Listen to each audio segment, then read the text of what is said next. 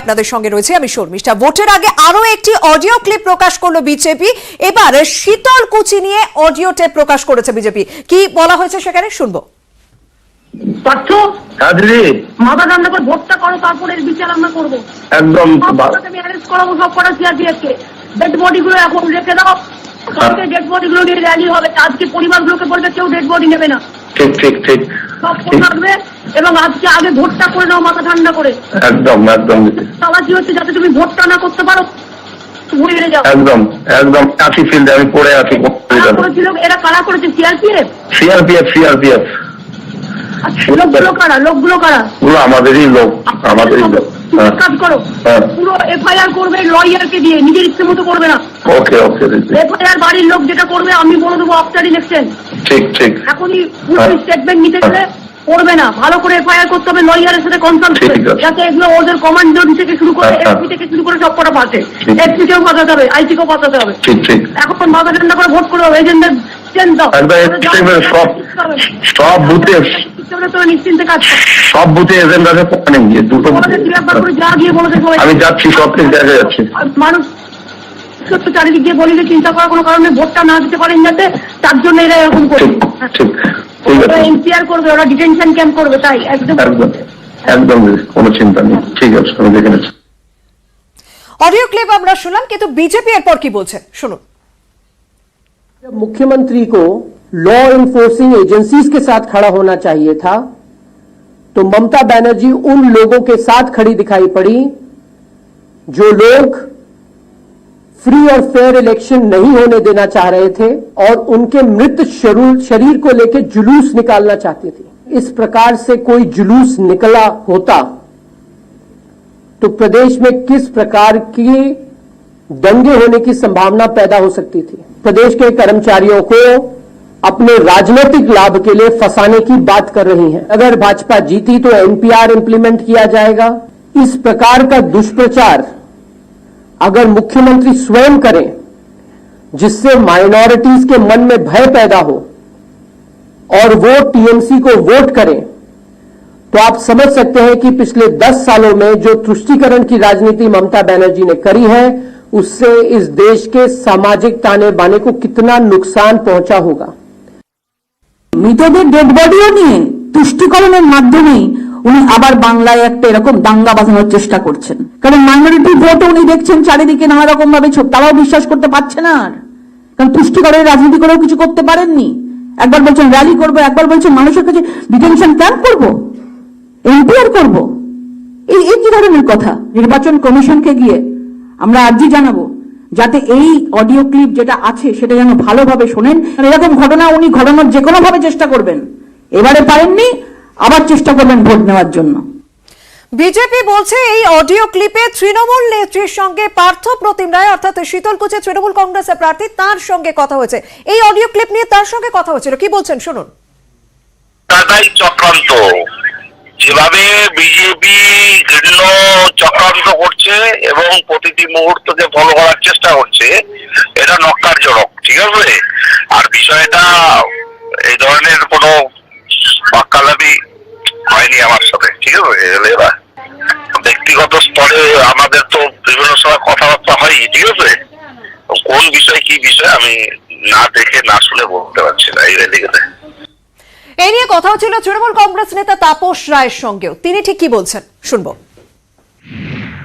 Fake audio tape আর fake video টেপের কারবার করছে এবং এগুলো যারা এক্সপার্টাইজ তাদেরকে নিয়ে এসে এখানে 1.5-2 মাস ধরে বসিয়ে রেখে দিয়েছে।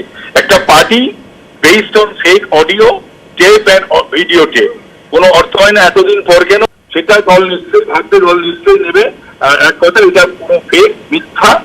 এই আশ্রয়, পুরো মিথ্যার উপর আশ্রয় করা একটা সরকার এবং এবার একটু অন্য খবরের দিকে নজর দিতে হবে, কারণ করোনা আবহে ভোট করানোটা কমিশনের কাছে একটা বড় চ্যালেঞ্জ। সে নিয়ে আজ সর্বদল বৈঠক ছিল, সেখানে ঠিক কমিশনের পক্ষ থেকে কি বলা হচ্ছে, কারণ নয়া সময়সীমা নির্দেশিকা দেওয়া হয়েছে কমিশনের পক্ষ থেকে। প্রচারের নয়া সময়সীমা কমিশনের কি বলা হয়েছে জানবো। আমাদের সঙ্গে রয়েছে প্রতিনিধি সুদীপ্ত। সুদীপ্ত, দেখো, এই একটা নয়া নির্দেশিকা যেটা আমাদের আশা করা হচ্ছিল যে এবার প্রচারের রাশ টানবে কমিশন, ঠিক সেই অনুযায়ী নয়া নির্দেশিকা জারি করলো কমিশন যে প্রতিদিন আজ সন্ধ্যে 7টা থেকে এই নয়া নির্দেশিকা বলবৎ হলো যে সন্ধ্যে 6টা থেকে এবং রাত 10টা পর্যন্ত কোনো সভা, কোনো স্ট্রিট কর্নার, কোনো র্যালি, কোনো কিছু করা যাবে না। কোনো রাজনৈতিক দল কোনো সভা, কোনো র্যালি করতে পারবে না সন্ধ্যে 6টা থেকে রাত 10টা পর্যন্ত।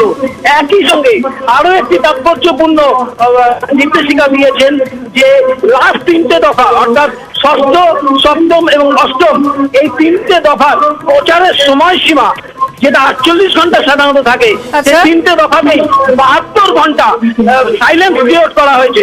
অর্থাৎ 72 ঘন্টা আগে থেকেই প্রচার শেষ করে দিতে হবে। তার মধ্যে প্রতিটা দফা সংশ্লিষ্ট দফা অনুযায়ী 72 ঘন্টা আগে প্রচার শেষ করতে হবে। অর্থাৎ পঞ্চম দফায় যেটা ইতিমধ্যেই 72 ঘন্টা করা হয়েছিল, সেই একই হিসাবে শেষ 3 দফাতে করোনা বিষয়টি এই মুহূর্তে যথেষ্ট ভাবাচ্ছে নির্বাচন কমিশনকে। কারণ আমরা যেরকমটা জানি যে রাজ্যে যে পরিসংখ্যান দেখছি ক্রমশই সংক্রমণ বাড়ছে, আর এর পাশাপাশি যেহেতু করোনা আবহে ভোট হচ্ছে, আমরা দেখছি আক্রমণও বাড়াচ্ছে। আর মমতার নিশানায় বারবার নরেন্দ্র মোদী।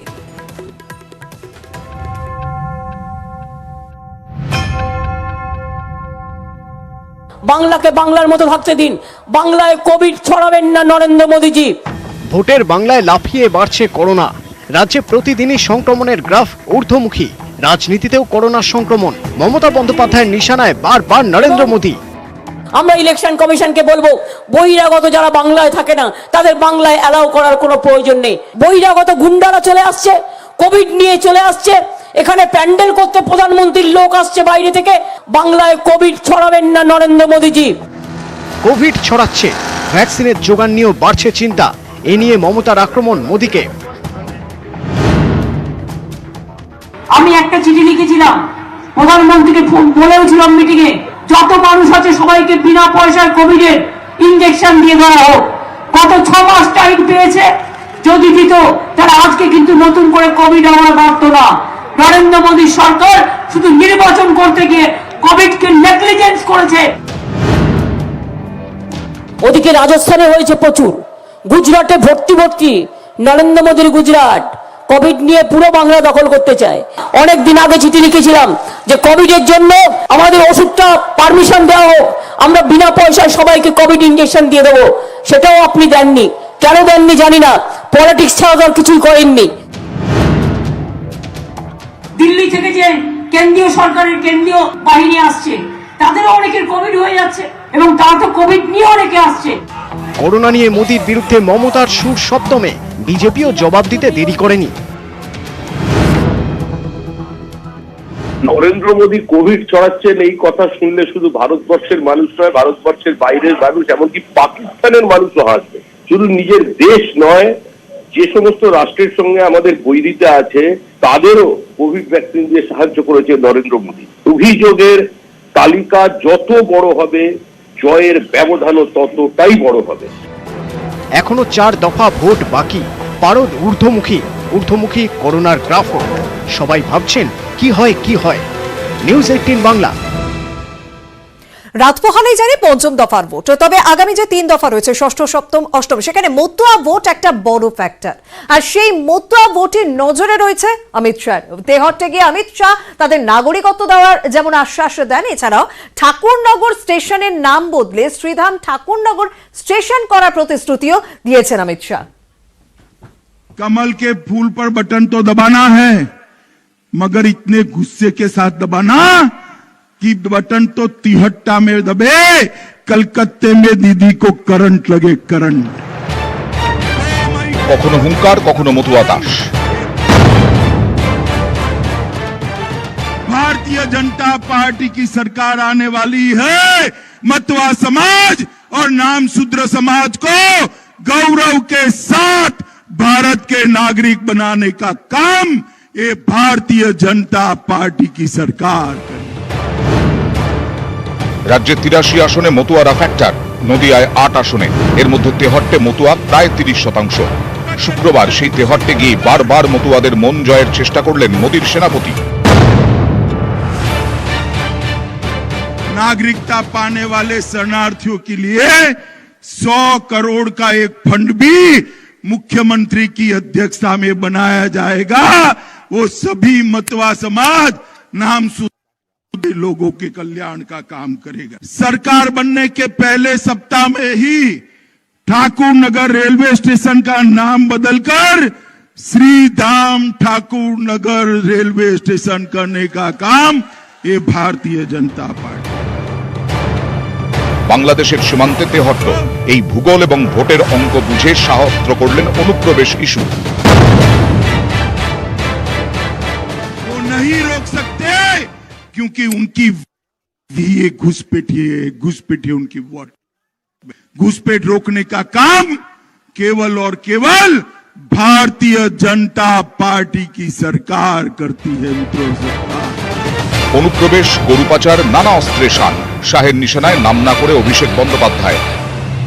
2 मई को जब आप परिवर्तन कर देंगे, भाईपो कल्याण वाली सरकार भी विदाई हो चुकी होगी। শাহ এর আগেও এই সুরে আক্রমণ করেছেন, যার জবাব বৃহস্পতিবারই নিউজ 18 বাংলাকে দেওয়া এক্সক্লুসিভ সাক্ষাৎকারে দেন অভিষেক। আর যে অভিযোগগুলো করছেন, অভিযোগের তীরগুলো না শানিয়ে আপনাদের কাছে এজেন্সি রয়েছে, আপনাদের কাছে এত বড় বড় সংস্থা রয়েছে, আপনারা প্রকাশ্যে আনুন যে অভিযোগগুলো করছেন। আপনাদের কাছে যদি এভিডেন্স থাকে, প্রুফ থাকে, প্রকাশ্যে আনছেন না কেন? এটা বারণ করুন। ষষ্ঠ দফায় নদিয়ার 9টি আসনে ভোট। লোকসভা ভোটের নিরিখে এই 9টির মধ্যে 6 আসনে এগিয়ে তৃণমূল। প্রকোপ এই রাজ্যে যে কতটা প্রবল ভাবে দেখা দিচ্ছে তা এই মুহূর্তে বুঝতে পারছেন যে আরো এক প্রার্থী মৃত্যু হয়েছে করোনায়। আরো এক প্রার্থী মৃত্যু হয়েছে শমশেরগঞ্জে। কংগ্রেস প্রার্থীর মৃত্যু হয়েছিল করোনায়। সেই ছবি আপনাদের সামনে তুলে ধরেছিলাম, সেই খবর তুলে ধরেছিলাম। এবার জঙ্গিপুরের আরএসপি প্রার্থী প্রদীপ নন্দী আমাদের সঙ্গে রয়েছেন প্রতিনিধি প্রণব বন্দ্যোপাধ্যায়। প্রণব, কি খবর রয়েছে? দেখো, কিছুক্ষণ আগেই জঙ্গিপুরের যিনি আরএসপি প্রার্থী প্রদীপ নন্দী, তিনি কিন্তু মারা গিয়েছেন বলে কিন্তু হাসপাতাল সূত্রে জানতে পেরেছি। বেশ কয়েকদিন ধরেই তিনি আক্রান্ত ছিলেন এবং দুদিন আগে তার করোনার রিপোর্ট পজিটিভ আছে। তারপর থেকে কিন্তু তার শারীরিক অবস্থা অবনতি হতে থাকে এবং তারপরে কিন্তু আজকে বিকেল বেলায় ঠিক কিছুক্ষণ আগেই তিনি মারা গিয়েছেন বলে কিন্তু চিকিৎসকরা জানিয়েছেন যে বিভিন্ন মাল্টি অর্গান ফেলিওর হয়েছিল এবং শারীরিক অবস্থা প্রচন্ডভাবে অবনতি হওয়ার পরে তিনি কিন্তু মারা গিয়েছেন। এবং তার ফলে কিন্তু দেখো, শামশেরগঞ্জের পর কিন্তু জঙ্গিপুর কেন্দ্রেও কিন্তু ভোট যে প্রার্থী, সংযুক্ত মোর্চা প্রার্থী, তিনি কিন্তু মারা গেলেন প্রদীপ নন্দী এবং এলাকায় কিন্তু শোকের ছায়া নেমে এসেছে।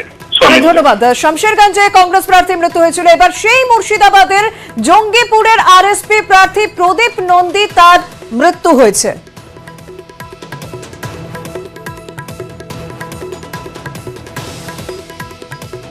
আমরা দুই প্রার্থীর ছবি দেখতে পাচ্ছি।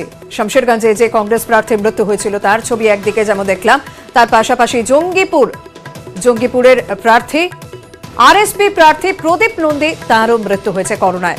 তাই করোনার জন্য প্রত্যেকে সচেতন হতে হবে। আজ যেমন বলা হয়েছে, রাজনৈতিক দলগুলিকেও সচেতন হওয়ার বার্তা দেওয়া হয়েছে।